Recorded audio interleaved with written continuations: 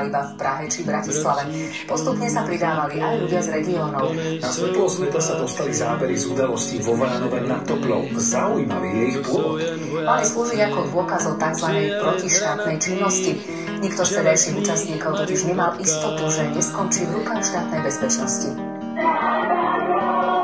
Ráno na Topľu, aj tu sa pred 30 rokmi štrkalo kľúčami a z tribúny zneli slova o demokracii a lepšej budúcnosti. Jaroslav Kráňák mal vtedy niečo po 30-ke, bol členom koordinačného výboru vtedajšieho VPN.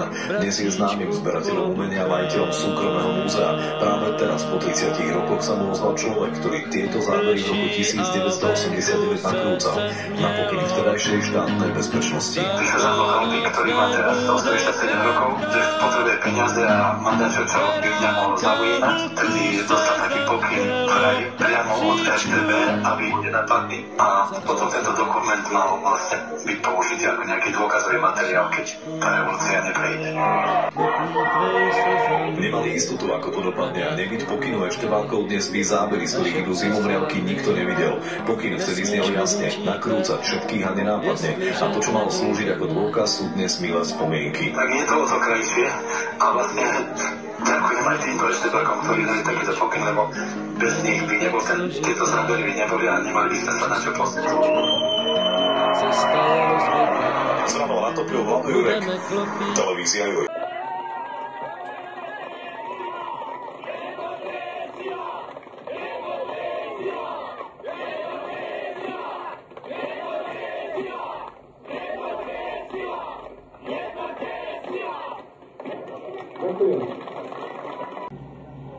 Občianske fórum a verejnosť proti násiliu vo Vranove nad Topľou.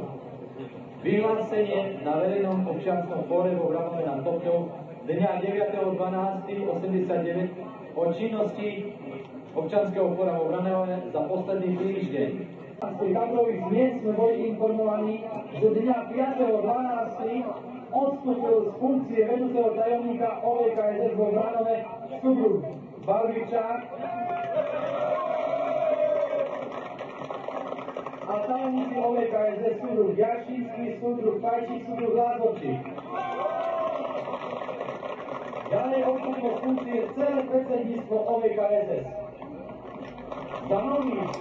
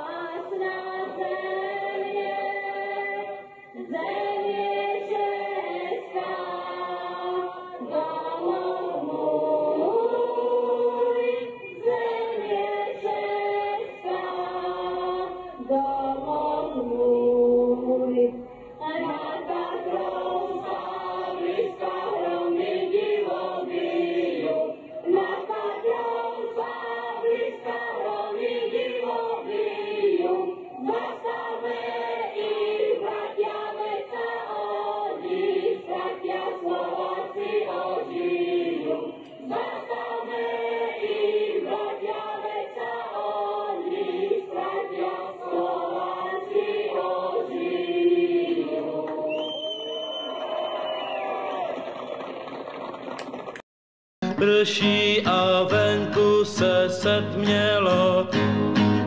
Tato noc nebude krátká, beránka vlku se zachtělo, bratříčku, zavřel si vrátka.